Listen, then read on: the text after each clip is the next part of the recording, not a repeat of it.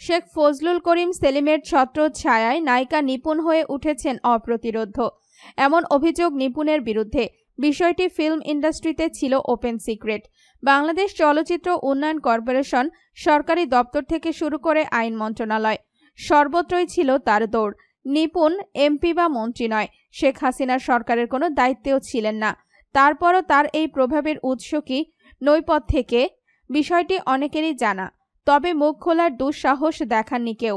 শেখ ফজলুল করিম সেলিম ওরফে শেখ সেলিম শেখ হাসিনার সরকারের অত্যন্ত প্রভাবশালী ব্যক্তি। শেখ সেলিমের ভালোবাসায়, আশীর্বাদে অবৈধ প্রভাব বিস্তার করেছিলেন নিপুণ।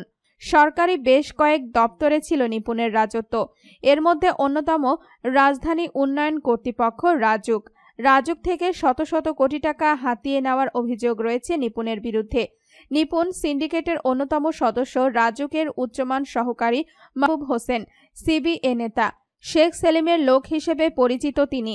এই মাহবুবের সঙ্গে নিপুণকে পরিচয় করিয়ে দেন শেখ সেলিম।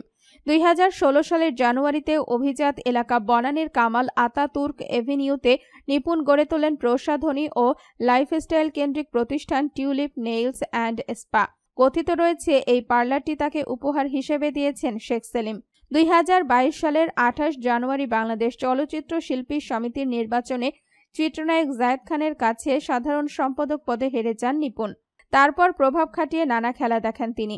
পরবর্তীতে বিজয়ী প্রার্থী জায়েদ খানকে অযোগ্য ঘোষণা করে বাংলাদেশ চলচ্চিত্র সমিতির আপিল বোর্ড সাধারণ সম্পাদকের দায়িত্ব পান নিপুণ আক্তার। শেখ সেলিমের নির্দেশে এমনটি হয়েছিল বলে জানিয়েছেন চলচ্চিত্র সংশ্লিষ্টরা।